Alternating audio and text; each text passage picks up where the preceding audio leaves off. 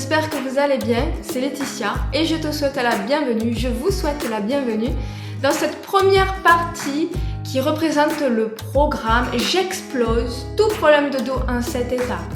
Cette première vidéo, le sujet est comment avoir les bonnes postures dans le quotidien pour préserver son dos.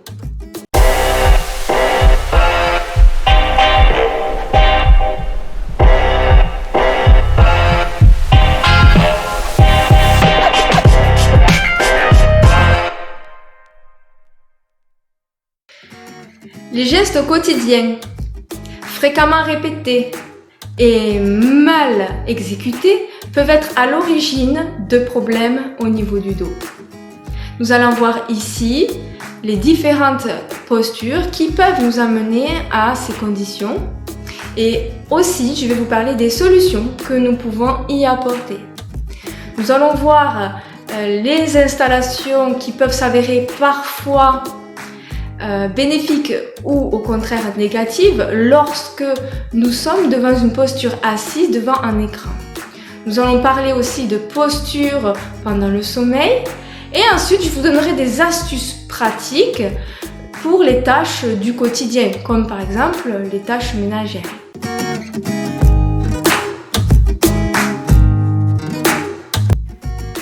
Pour avoir une bonne posture assise devant un bureau, un écran, il est important de respecter les courbures naturelles vertébrales.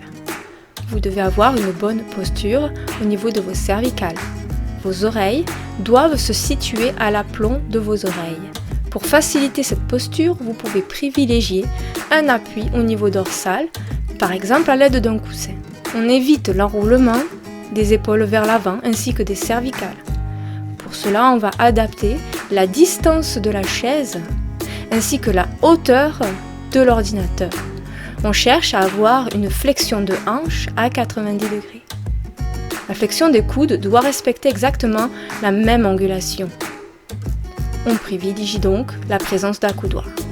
Votre regard doit se situer à l'horizontale. On va éviter également les lumières directes, ainsi nous allons soulager les yeux.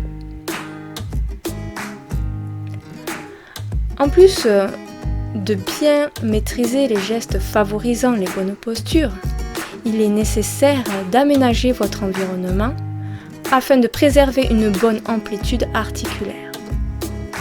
Les coudes doivent donc être fléchis et posés sur un support. Les pieds doivent être en appui sur un support également. Je vous conseille idéalement toutes les 30 minutes, si possible, de stopper votre activité devant ce poste de travail et de faire quelques exercices, que ce soit de mobilisation ou d'étirement.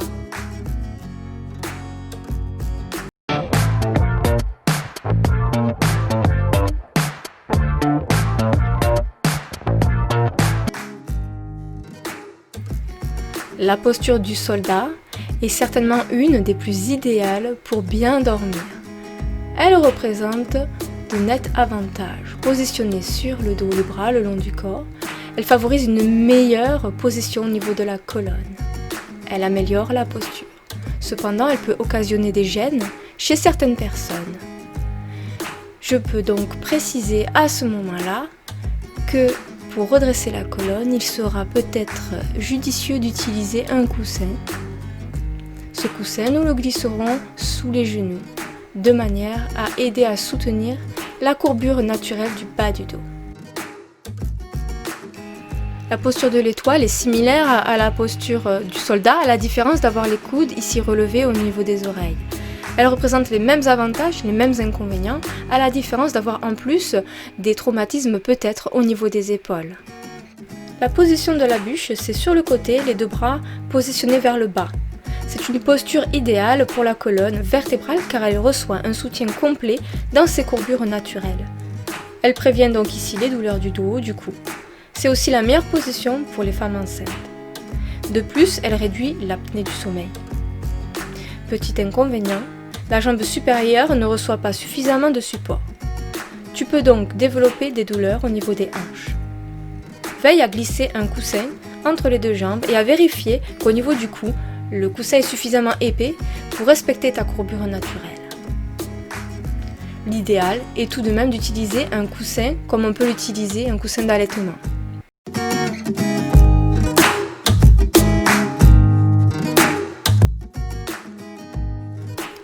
Première étape, passer sur le ventre. Pieds posés à plat, rapprocher des fessiers, bras le long du corps, mains sous la fesse. Le bras en angle droit, lancez le bras avec assez d'élan pour permettre une rotation du corps en un seul bloc, sans torsion au niveau de la colonne. Ensuite, ramenez vos mains à hauteur de votre visage en prenant appui sur vos avant-bras. Repoussez le sol vers l'arrière en ramenant les genoux sous le bassin. Vous êtes en posture de 4 pattes. À présent, descendez du support. Deuxième possibilité, une main sous la nuque, l'autre bras en angle droit. On prend assez d'élan pour pivoter le corps en un seul bloc. On va repositionner la main au niveau de la poitrine, on balance les jambes dans le vide, on prend appui sur le coude et on repousse le matelas. On vient positionner ses pieds bien à plat. On transporte le poids du corps vers l'avant. On se saisit des muscles des cuisses et on repousse le matelas de manière à se relever. La technique du chevalier servant sert à passer de 4 pattes à debout.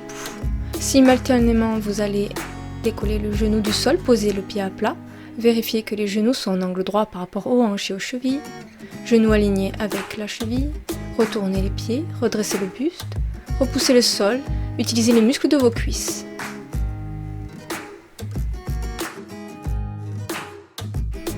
On évite d'arrondir le dos pour se pencher et ramasser les choses par terre. Ici, on va utiliser un mouvement de balancier. On doit maîtriser l'équilibre ou se tenir sur un support. Une jambe tendue, l'autre fléchie. On garde le dos droit et on revient. Position initiale. On a une deuxième possibilité, la fente. On avance un pied, on fait un pas en avant. On fléchit les genoux en respectant hauteur des genoux par rapport aux chevilles. De la même façon que le chevalier servant, nous nous relevons. Troisième technique, le squat sumo. On se rapproche de l'objet, on positionne les pieds en ouverture, les genoux vont se fléchir vers les extérieurs. On a le dos qui reste droit, contracte fessiers, plancher pelvien et hop, on repousse le sol avec le muscle des fessiers et des jambes.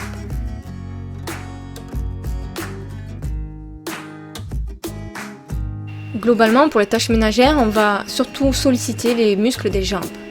Par exemple, pour le balai, on fait des fentes latérales.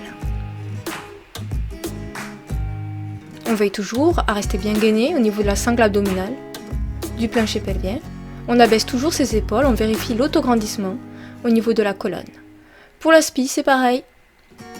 Cette fois-ci, des fentes plutôt avant. On peut alterner les côtés.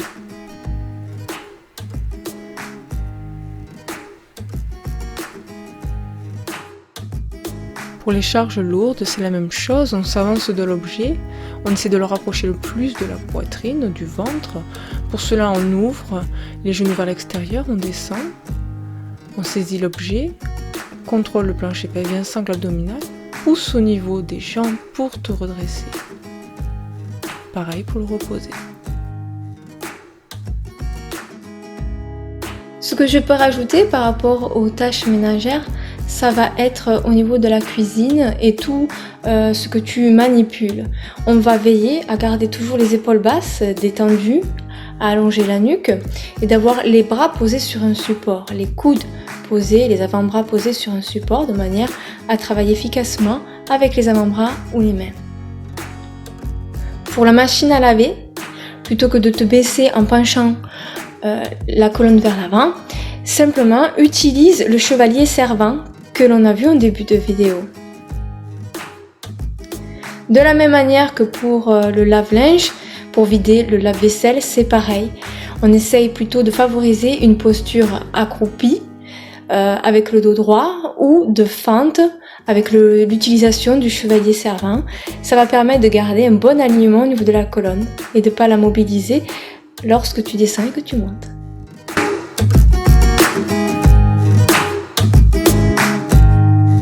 Cette vidéo touche bientôt à sa fin. Nous nous retrouvons très prochainement pour la seconde partie du programme J'explose tous les problèmes de dos en 7 étapes. La prochaine étape, ça sera du renforcement musculaire.